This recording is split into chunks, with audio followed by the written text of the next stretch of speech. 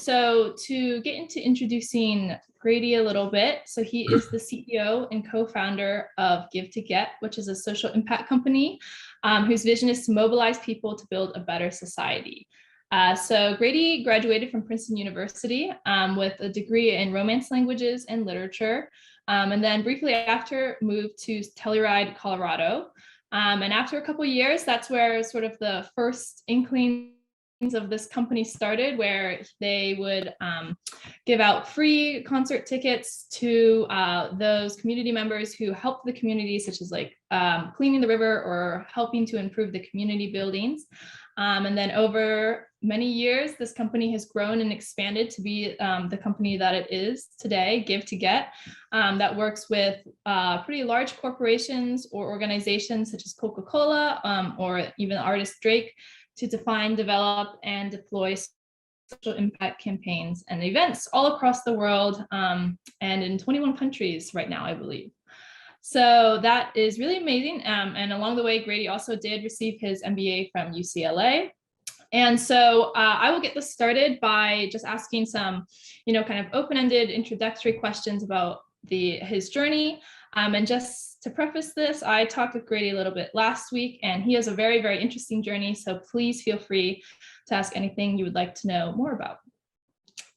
So to get started, I was just going to ask, tell us, a little bit about Give to Get in your own perspective, and why you wanted to start a social impact company.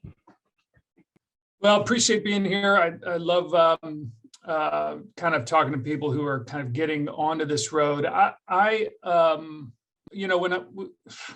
did not start out to create a social impact company. I started out doing this because I wanted to go to good concerts and I wanted to produce concerts that I wanted to see. And when we were in Telluride, there was just an interesting way to do that, was to get people to volunteer for tickets. So they couldn't buy a ticket. They had to go out and kind of earn the ticket.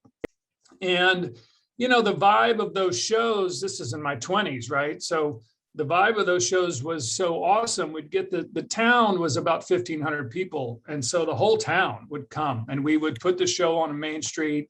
And it was such a block party feel for that small town that we just kind of wanted to do more of it. There was this was, not to date ourselves, but this was 95, 96, 97. Social impact and social entrepreneurship was not a thing. We organized as a nonprofit because that's what we thought you had to do.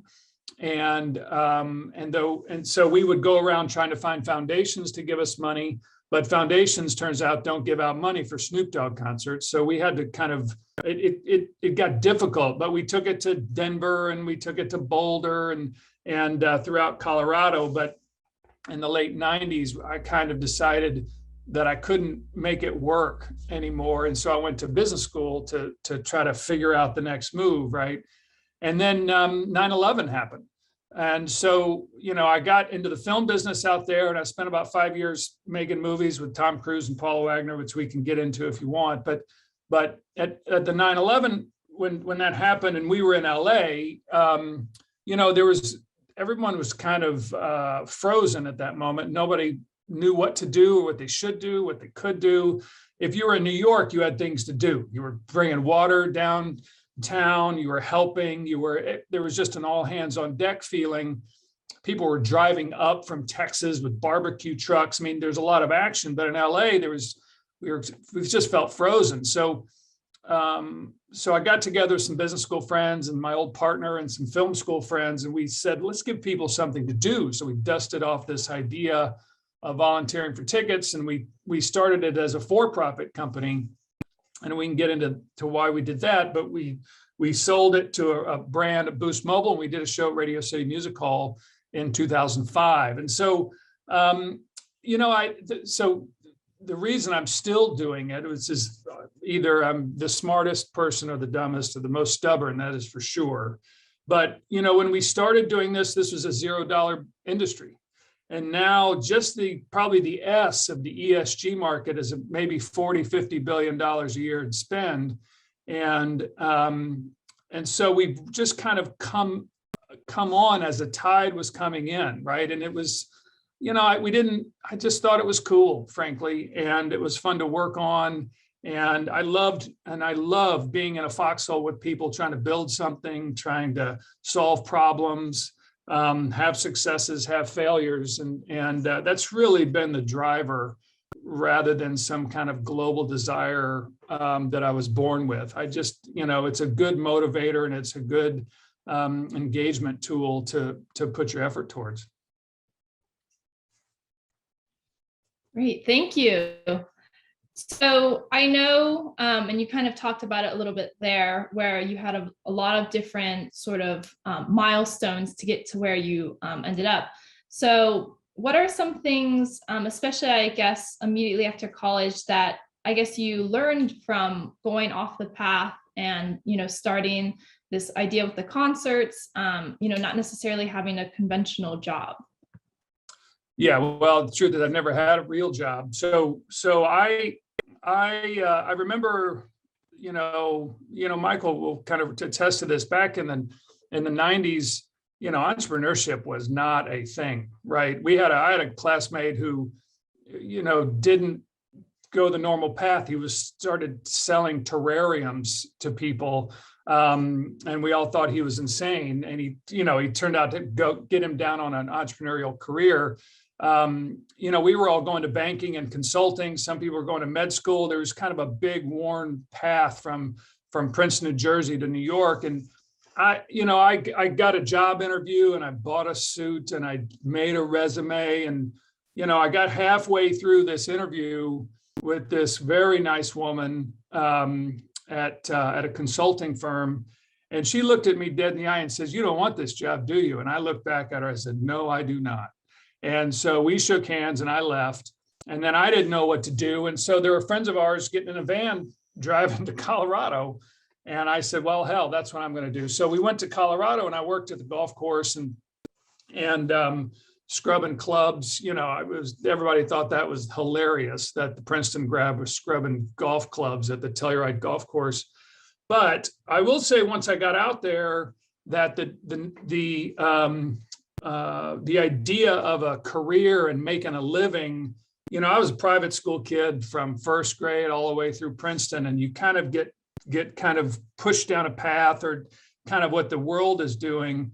And then I got out to Colorado and the blinders really opened up, because I saw people who were fly fishing guides in the summer and ski patrol in the winter, and they were making a living doing this, and it was the best life ever. And I thought, wow, there's a lot more to do than go to New York and be a consultant or a banker. And so it just kind of, when you're out in the woods, like you are in Telluride, you just start to piece things together and do it. And it showed what's possible. I think now that path is a little more option. There are more options now coming out of university and the like. But it was really showing me that there's a different way to go. And then all bets were off. And then then we just kind of got on the road we were on. Yes, I think a lot of, that's really interesting. Definitely different than a lot of stories you hear. So I wanted to know, when you started your company, I guess as a nonprofit first, and then, even later kind of reviving it, what were some risks that came up, maybe especially when you were first starting as a young, post-grad, and any challenges that you came across, and how did you kind of persevere through them? Yeah, I mean, there's challenges at every turn. So when we started this, it was a nonprofit, as I said, and we're trying to fund this via foundations and corporate foundations. And there were a couple of reasons why that ran aground. One was when you apply for foundations, you've got to put kind of what you're doing and put what other partners back then anyway, what other nonprofit partners you were working with. And so we'd be working with all these nonprofits, sending volunteers to them. But it turns out we were all applying for the same money. And so we were like, I don't want to give them people and take their money. That didn't make any sense. So we went to corporations. And so when you go to a corporation back then, you would have a meeting, and then you would walk down this hallway, and you inevitably walk past the marketing department, which had all the stuff, right? They had all the cutouts and the posters and I mean, they had all the gear. And then you go to the back of the building and there would be the poor person in the corporate foundation handing out $2,500 checks to people that were trying to do good work. And we said, I can't do this $2,500 at a time. So it was very difficult to fund it that way. The transaction costs were so hard and the pitch was so tricky. So it eventually, had some ways to kind of sort that out, but it just was, the fundraising took too much time. And so when we switched to a for-profit, started calling it Rockcore in 2004, 3 or 4, it was a straight sales job. We started selling it on the benefits to the brand love, first intention to buy, engaging with your customers, and the social impact was a byproduct. This was just the better way to connect with your consumers. And finally, after a year and a half of kind of part-time selling this, we were still doing the movie thing. We got a brand to do it. And then all of a sudden we had to take this little idea from Telluride, Colorado, and had to do it in New York City. And, that was no trick. Everybody thought we were crazy. And, but in our first project, nobody showed up. So, we had staff, we hired 40 people. We go to our first project, nobody came. And all the staff, I remember the staff looking at me going, is this going to work? Are you guys insane? I said, it's going to work. Just relax. So there's a constant kind of evolution, right, of the next thing. So we did New York City, then all of a sudden we had to do it in London. Well, how do you do it in London? Well, there's a whole other set of issues there. Then it was Paris, then it was Tel Aviv, and then it was Johannesburg and Caracas and Bogota and Mexico City and Fukushima and Australia, Sydney. And it just became this constant puzzle. But at that point, the business model was screwy because we were selling this as a product. It was an event. So it was Coca-Cola Rockcore, it was Orange Rockcore, it was, in Diageo, we did it in Latin America, it was Tiempo para Compartir, time to share. But it was always an event sponsored by a brand. And so the brand, so it's kind of like a product. They could buy you, they would lock you out of any other kind of conversations or any other activity. And so we would have to hopscotch from country to country, and you start running out of real estate after 10 years and you get tired of traveling. And so in 2015, we stopped doing that, or I did, and a couple of others. We said, I want to stop doing this as a product and turn it into a service. So how do we turn kind of engaging your customers, expand into engaging employees? Because we can get into that conversation. But how do you start doing that as a service for companies as opposed to selling individual products as we go? And so we were able to really expand our customer base, decrease the amount of customer power. Nobody can really tell us what to do anymore. And we do it kind of white label, trying to help companies be better engage with their people, better engage with community. And it's kind of opened up kind of a lot of opportunity for us. We're still kind of starting to sell these products, these big events.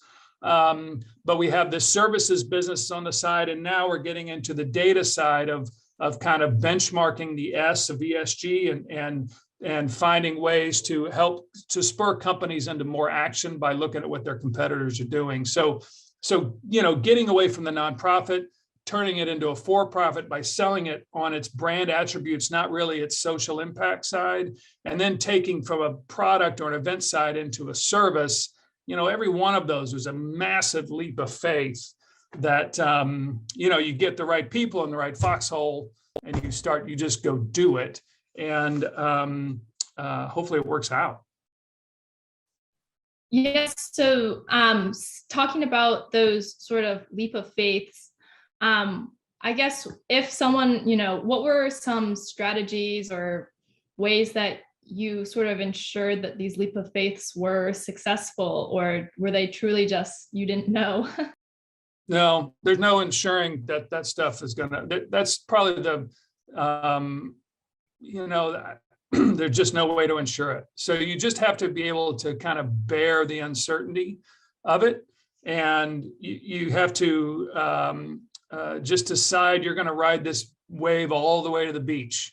And it's about not quitting when it gets dark, and not getting too high when it gets light, and always, kind of breaking this stuff down into its physical components, right? When we were kind of moving from one to the other, we would just remember that the mechanics of this are very simple. We're just trying to find a way to communicate it, and trying to make the world better is a pretty safe place to be. And so it really became, if somebody didn't buy it, my thought was, it's probably my fault because I'm not communicating this right. Because there is no way you say no to this, right? In my mind. And the other thing I probably suffer from is I've always been a little bit too optimistic. And so the frustration comes when it doesn't happen fast enough. But I've found that optimists are the only ones that get anything done anyway. So I've always kind of taken that as a, it's part of the burden, right? You got to deal with the disappointment of things not coming fast enough, but they end up coming because you just believe it's going to happen. And the other side of it is, I remember this conversation in 2004, and I was in my late 20s, early 30s. And, we decided to take this leap. We all had jobs, and we decided to take this leap to do these concerts. And one of the big reasons was, let's do it before we got a W-2 that we really need, right? Before I've got responsibilities and a big overhead, and I was still living in a crappy apartment in Santa Monica. I had room to make this move, and I just, my cost of living was low and my responsibilities were low. And so that's kind of when those are the good times to take those leaps. Even if the specific leap doesn't work out, it takes you somewhere different, and something else works out. So, if you can bear it and persevere through the down, that's probably the biggest kind of trait for success, is just plain muscle and perseverance.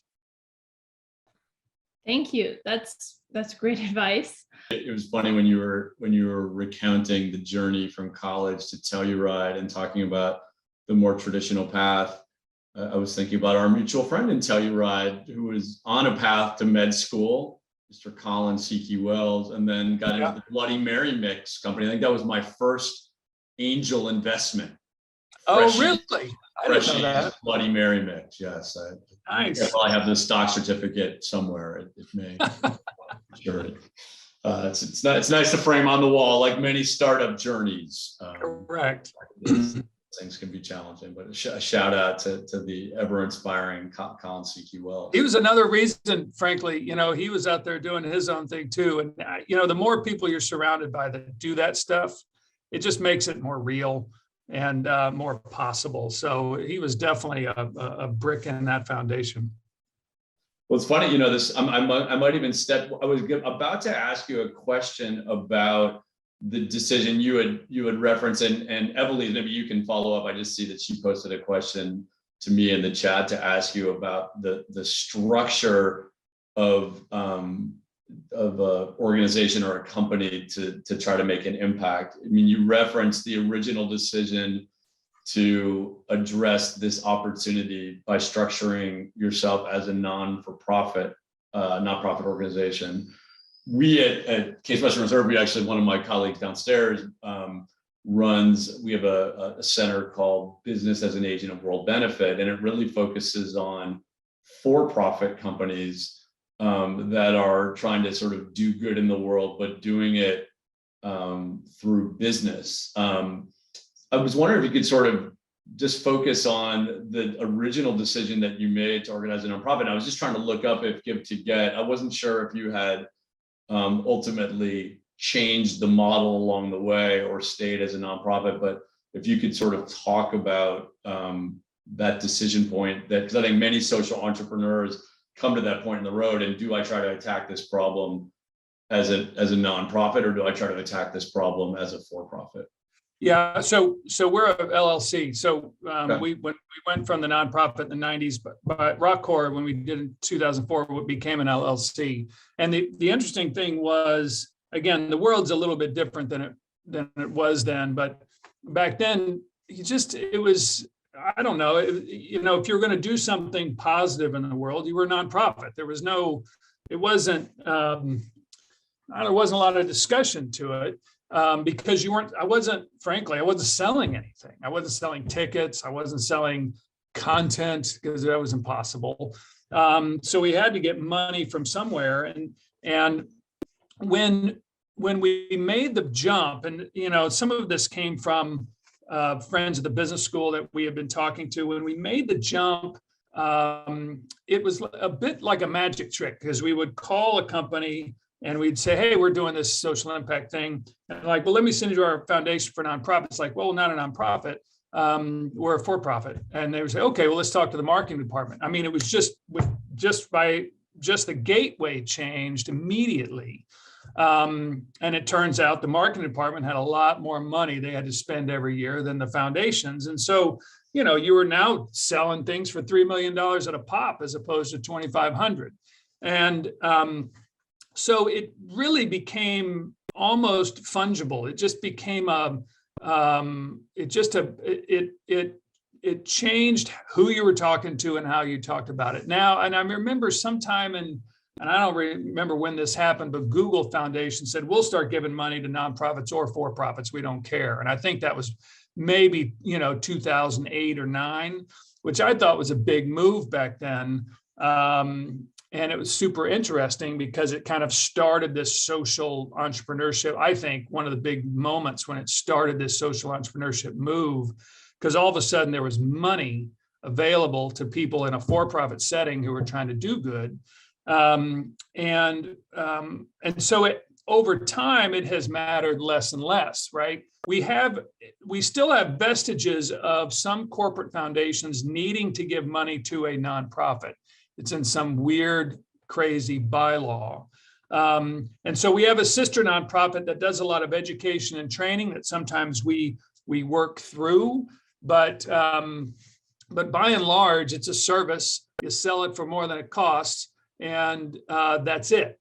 So I think a lot of that mystery has come out. There's a lot of complications in, you know, there's B Corps, there's social impact bonds, there's a lot of impact investing going on now.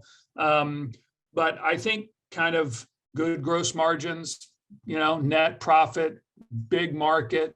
I think all of those basics are what makes some of this work sustainable. And a lot of times the foundations, the philanthropy side, they don't want to fund you forever.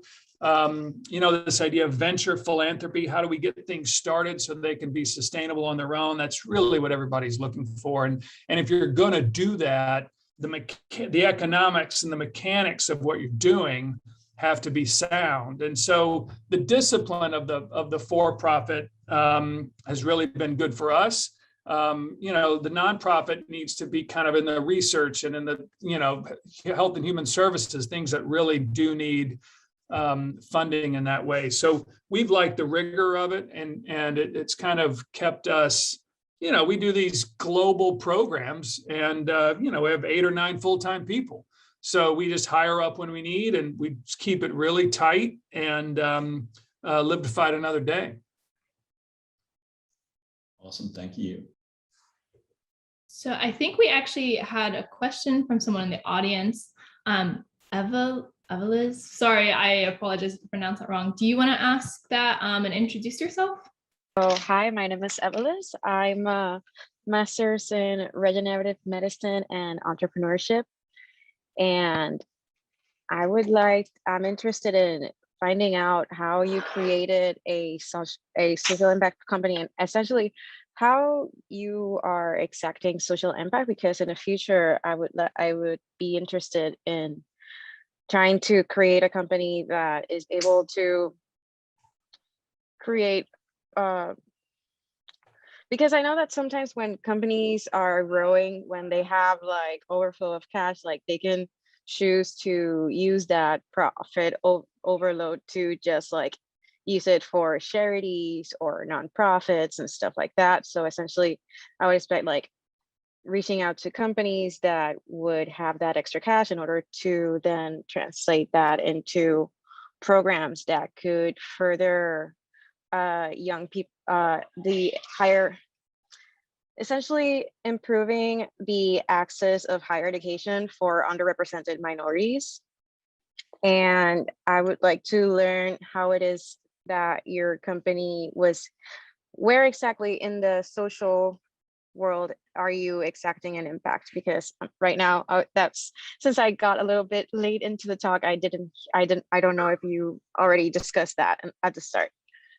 I'm going to do it again. If I did, I don't know. So the real way we do this is we mobilize people into community. So we mobilize hundreds of thousands of people to go engage with local nonprofits and organizations to help make local kind of the world better. So for instance, when we do one of our big shows, we put Rihanna on stage in Tel Aviv, we'd get 12,000 people to go kind of volunteer 4 hours with a nonprofit throughout Israel. And people would get introduced to these nonprofits, figure out where they could exercise their power and their civic kind of muscle. And then we would celebrate it with a big show. And then about 30 to 40% of them would go back to the nonprofit without us. So they had a good experience. They found that we're better together, right? And then they go back and do it again. And that's really the cycle. That's the impact. It's a more engaged populace. It's a more engaged consumer base, employee base within a community. So that is the big marker of what we do on the impact side, is mobilizing people to go do things. And not just click and share. You got to click and share, but how do you kind of leave the house and go get with people shoulder to shoulder and go do stuff for people? I think, that's kind of our big measure. Okay. Does that help? Yes. So that means your company is geared towards inspiring people to motivate them to help others. Yeah. Okay. That's amazing. Thank you. And also you asked about the kind of when you have extra money and when they have extra, excess profits and they put money into programs, I've found that stuff is not overly sustainable. So we would find companies where we could get into the expense line of the company, right? Where you drive value, where they have to spend that money every year. And it's not just a matter of having a good year or a bad year. It's like, what do they need to spend on? And we go to brands now. Brands need to spend on engaging customers, engaging their, new customers, existing customers. They have to kind of portray themselves on a brand side as people that care and inspiring and engaging. And now they're spending a ton of money on the employee side. Nobody wants to work for an asshole, right? So you want to go, what's your employer brand? So how you engage locally in community with your people is a huge factor in deciding where people want to work. And so now social impact, we're trying to turn it from an act of charity into an act of competitive advantage, right? How you engage with your local community, how you are as a company is now a differentiator, and people are starting to make decisions based on that. So it's not kind of dealing with profits. It's it's the $300 million I spend every year on marketing that I have to spend every year.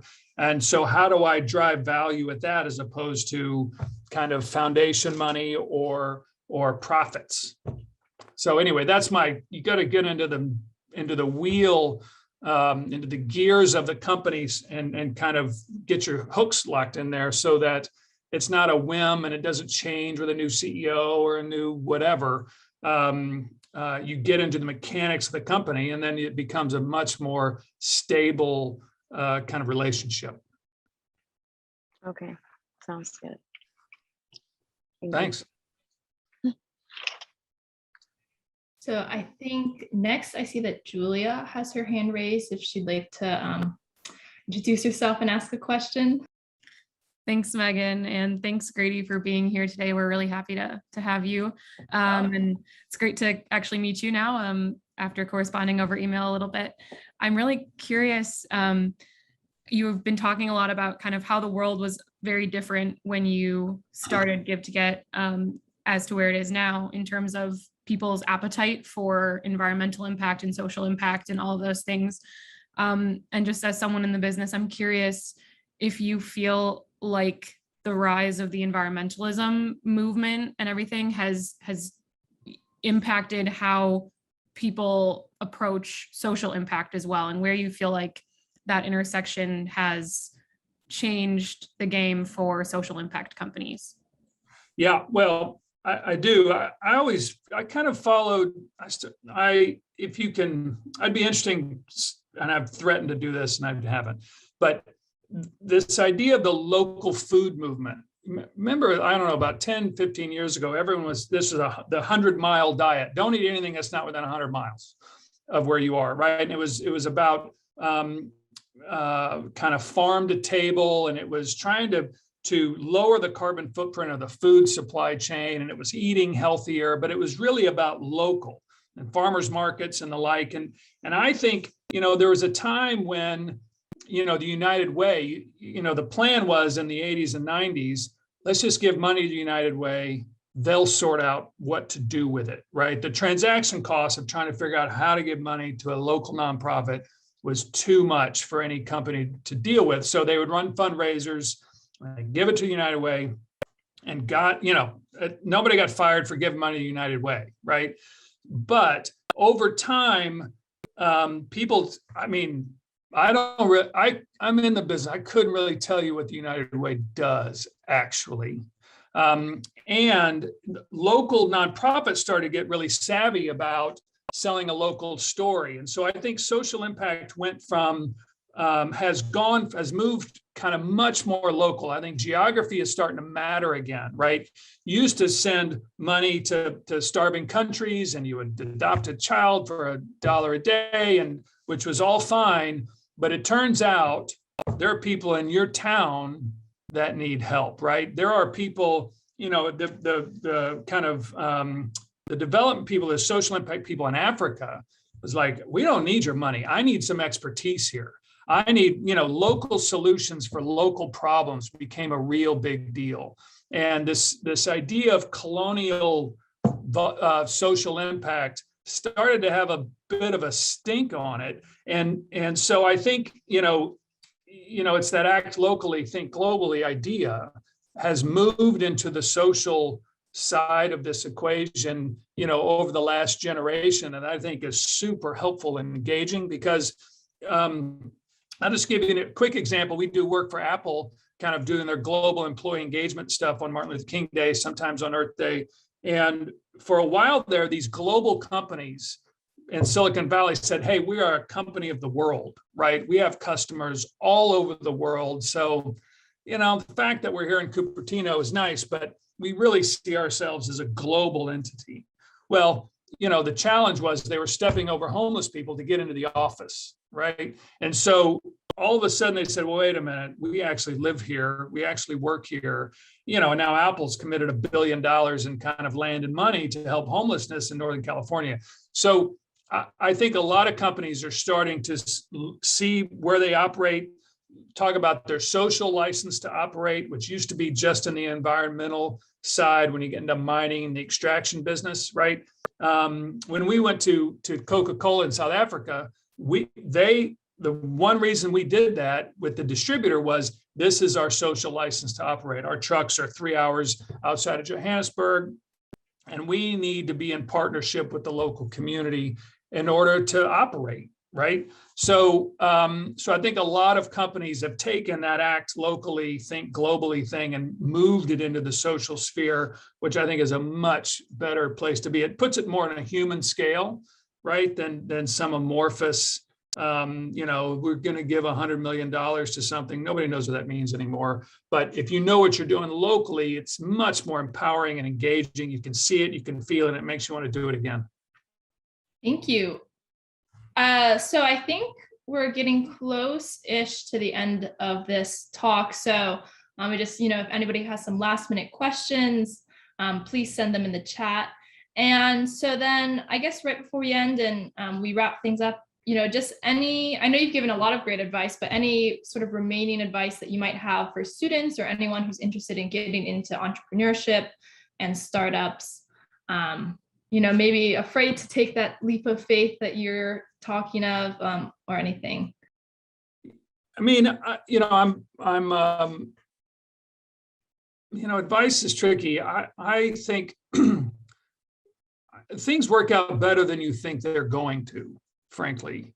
They might not work out how you think they're going to work out. That's almost a guarantee. They won't. But I think the world is ready for ideas. The world is ready for people from untraditional backgrounds to do untraditional things. I think there's a general irreverence in solutions these days, which I think is very good. There was a while there where tradition was starting to get in the way of social solutions. And like, this is the way it's always worked, kind of that nonsense. And I think, frankly, the kind of old white man, which I'm becoming one, is starting to move aside. And I think there is a rising generation of people that aren't asking permission to help or to do what they want to do. And I think that kind of breeds its own form of bravery. I think the advice to give, is kind of mechanical, but it's the truth, is keep your overhead low, meaning your life overhead, right? Keep your lifestyle low, because it provides you freedom and flexibility to do this while you can. If you want kind of a big, heavy lifestyle, this is not the way to go in the beginning. You got to live like Bedouins in a tent that can kind of get wrapped up and go to the next spot, right? Because you don't know how this is going to work out. When we were doing this, Toby and I, we would live together. The pantry at the kitchen was the supply closet. We were working in the kitchen, and we'd, relax in the living room. So the big key is to start while you got no overhead, because you can make better decisions, frankly. You can take bigger risks. And I just think the world is a lot more open than it ever has been for this kind of thing. Competition is higher, but there is this is not a thought experiment, right? You cannot read books about fitness and get stronger. You have to go to the gym. You got to start running. If you want to be a better writer, you got to write. If you want to be a better basketball player, you got to go shoot baskets. If you want to kind of be an entrepreneur, you just have to begin. And the path kind of reveals itself over time. And you may bail on it at some point, but the lessons are huge. And you'll never get the other opportunity to do it. It's just as I said, I've never had a real job. I've worked at a ski company, a golf course, a social impact company, a movie company. And most of the time it's been working for myself and with my friends, and something, I would never kind of take away or regret. And so if you have half an idea, if you think you'd be half good at it, that's enough, right? There's a professor, I'm happy to answer questions for as long as you want, but there's a professor at UCLA who described entrepreneurship as, standing on the train tracks, watching that train come at you, and sticking your hand out to stop the train and knowing that train's going to stop. And that was a feeling of it, right? That train is bearing down on you, but it's going to stop. And, I can say it and you can believe me, but you don't know until you're on the tracks and the train is coming at you. So just do it. And the world will open up. The world will say yes more than you think. That is really great advice. Thank you so much for speaking today. I think there might have been a couple other questions, but we are running out of time now. So I'm going to hand it over back to Professor Goldberg to wrap things up. But thank you so much for speaking with us today. Yeah. Well, that was fun. Is that your parenting approach too, to tell your kids and so you stay in front of the tracks, Yes, I go play in traffic. We say it all the time. Totally. I got some of the Goldberg kids to go do that. This is a lot of fun. I've gotten to see from afar the Give to Get story, and it's great to hear the update and the progress you've made. We didn't even get into how upside down your world, like all of us, but particularly your world, given there were not many concerts over the last 18 months. A lot of events. What that has meant, but I'm sure as we That's all, another day. as we all start to gather back together, and gutting these things out, and that process is hard. Thank you for joining, Megan. Thank you so much for moderating today, and it's great to see everybody, and we look forward to seeing you at a future event. So have a great day. Excellent. Thanks, Megan. Thanks, Michael. Bye-bye. Take care. Thanks, Grady. Yeah.